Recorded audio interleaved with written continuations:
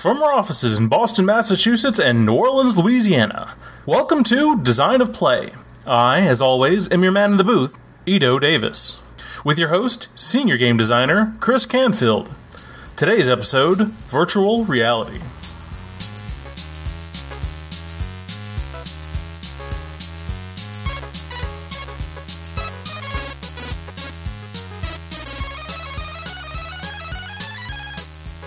Let me set the stage for you. It's 1992. George Herbert Walker Bush just vomited in the lap of Prime Minister Kiichi Miyazawa just before we elected Bill Clinton for the first time. It saw the launch of Windows 3.1, Sonic the Hedgehog 2.0, and Disney's Aladdin. And in 1992, we were graced with a little film called Lawnmower Man. Job Smith is about to enter the world of virtual reality. The Lawnmower Man is a film about a scientist putting a simple-minded gardener into virtual reality to enhance his brain power. But the gardener becomes too smart, too powerful, and starts killing people with his mind. This is the direct statement from the beginning of the movie. I can't make this up. By the turn of the millennium, a technology known as virtual reality will be in widespread use. Virtual reality, by the way, is in capital letters. It will allow you to enter the computer-generated artificial worlds as unlimited as the imagination itself. Its creators foresee millions of positive uses, while others fear it as a new form of mind control. Their tagline was somewhat more direct. God made him simple. Science made him a god. And the science here was virtual reality. The fear and the promise of virtual reality in 1992 was palatable. It was inevitable. It was unstoppable, like the Terminator. Simple dinosaur shooting simulators in the arcade by Virtuality and other companies were going to replace our reality with a digital world. It was time to go buy virtual real estate and give up our homes, because in 1992, virtual reality was going to destroy us all. If you didn't notice, that reality didn't come to pass. 1993 came, 1994 came, and virtual reality remained just out of reach. In 1994, the Atari Jaguar showed a VR headset prototype, but with the failure of the Jaguar, the headset remained just an expensive showpiece. Sega created VR1, which actually reached arcades in 1994, but shelved the Genesis and Saturn versions. Up until this point, VR headsets cost minimum thousands of dollars. And then came the nail in VR's coffin, courtesy of Nintendo. Enter the unique world of virtual gameplay with Nintendo Virtual Boy. The first three-dimensional stereo immersive 32-bit video game system ever. Virtual Boy is so advanced it can't be viewed on conventional TV or LCD screens. Nintendo Virtual Boy, a 3D game for a 3D world. The Virtual Boy was released in 1995 with as much fanfare as $25 million could buy. It needed it. It was a 32-bit system, which was considered powerful by the time, but it only did two colors, red and dark red. Games at the time looked similar to the Game Boy, and you could only play games by strapping this awkwardly large shoebox to your face, which prevented anyone else around you from seeing or getting excited about the games that you were playing. It was not living room friendly. Heck, it wasn't even human friendly.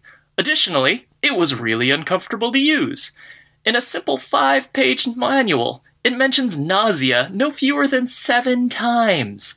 To use it, you had to crouch your face at the edge of a table. And it wasn't true VR, in that you couldn't rotate your head around and look where you wanted to see. It was just stereoscopic 3D.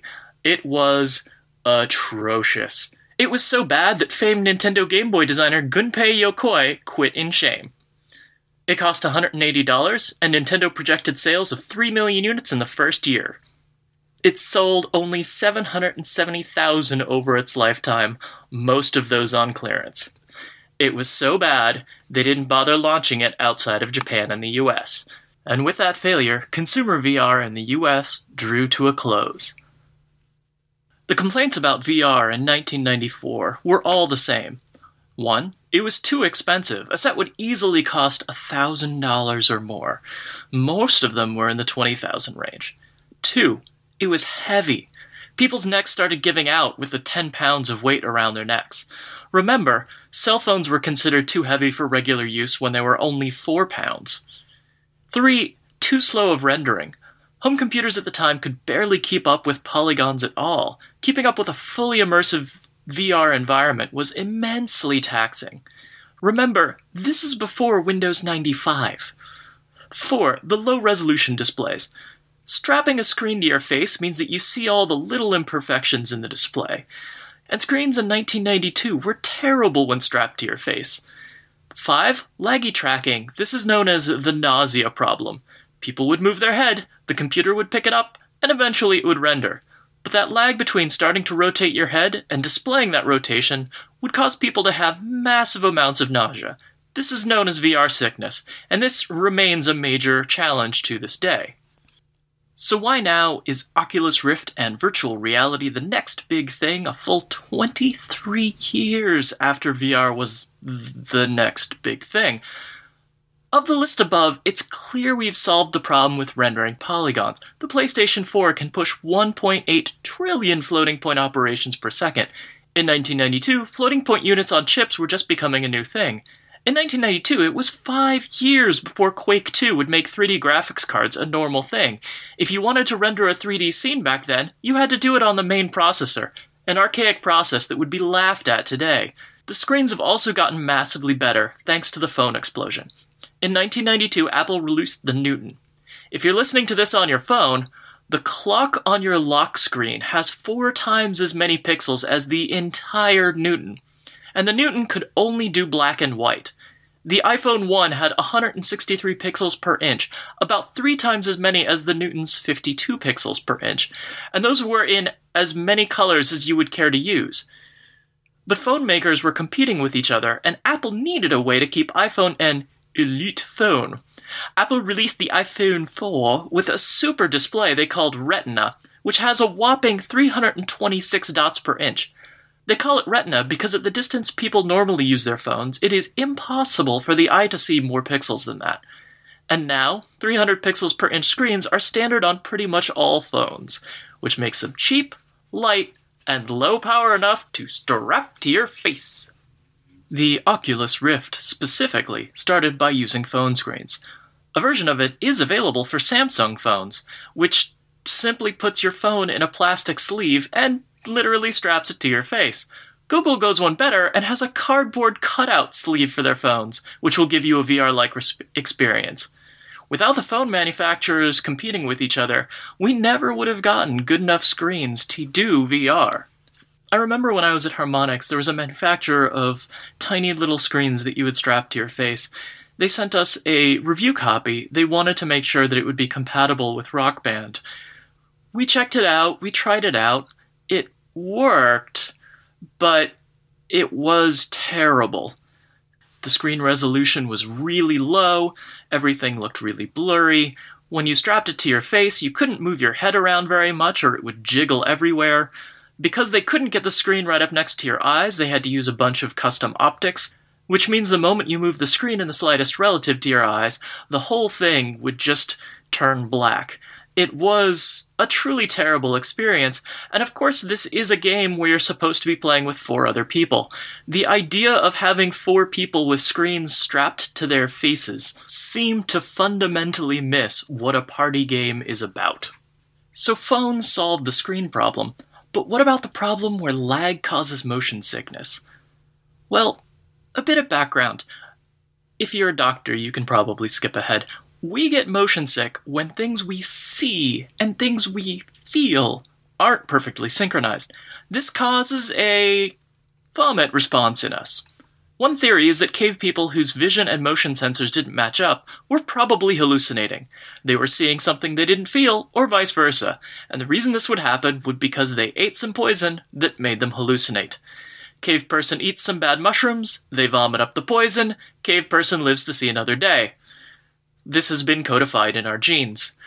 And this all happened in the days before trying to read your cell phone in a moving car, going on a roller coaster, getting on a boat, etc. Now, when you rotate your head in virtual reality, you feel your head rotate right away. It is, after all, your head you're feeling. But the computer has to detect that you've moved your head, and update the screen to show a different view. This is supposedly instantaneous, but in tedious reality actually does take a little bit of time.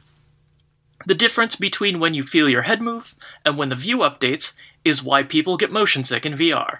It has been estimated that a lag time of as little as 20 milliseconds, or 1/50th of a second, can cause nausea. That's half a frame of a movie.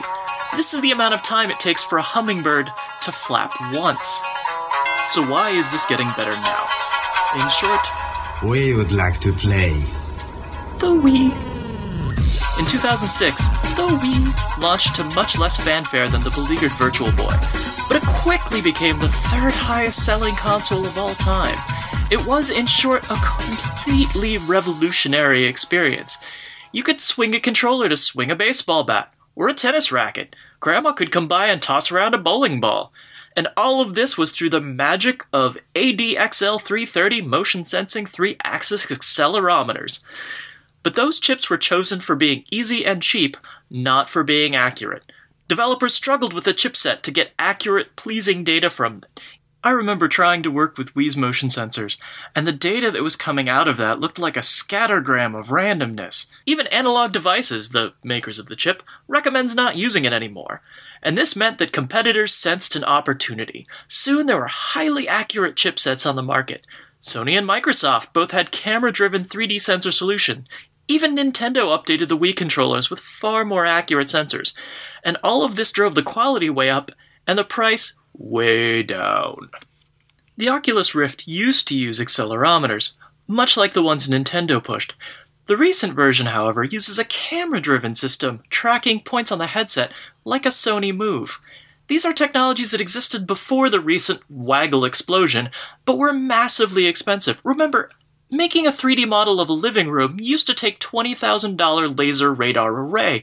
Now it takes a $200 Microsoft Kinect, and it's so unimpressively mainstream now that the Kinect you have is probably sitting in a box under your television gathering dust.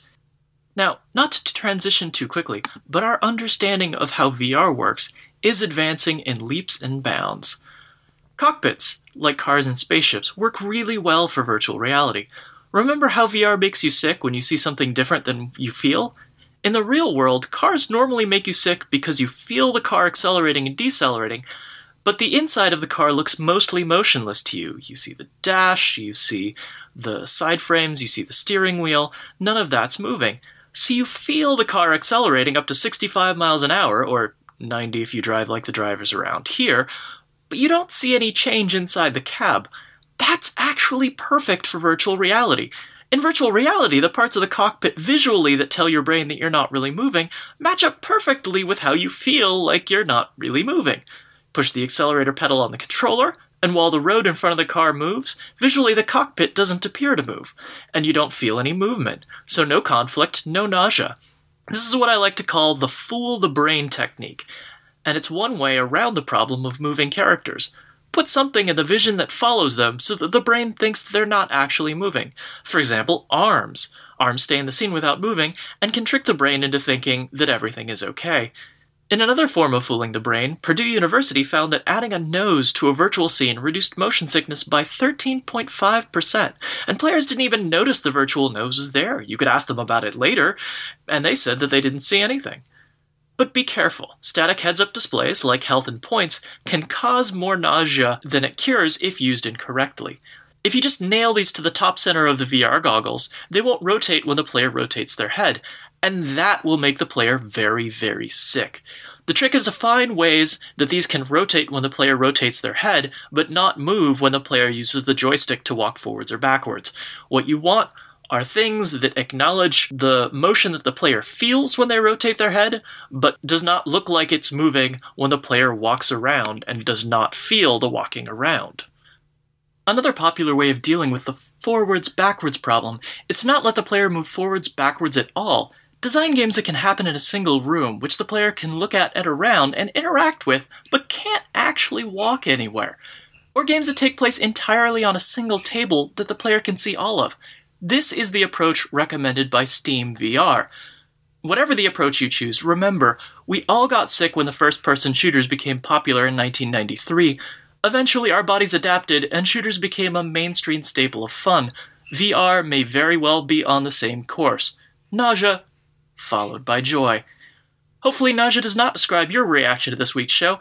Tell us about it. You can reach us at Design of Play on Twitter, or me at Chris_Canfield on Twitter, or email me at chris@chriscanfield.net. You can email David Allen Davis at maskedalbatross@gmail.com. Today's podcast brought to you by the NSA, and I mean physically, they loaded it on your phone. And this podcast provided with the support of Junk. If you spend your life collecting it, and now you call it junk, Junk thinks that this says more about you than it. Additional consideration by that sweet tea-drinking friend of yours who is too considerate to be all that interesting. And of course, this would be impossible without the support of you, our listeners, and the donated pitchforks of our enemies. This has been Design of Play. Thank you for playing.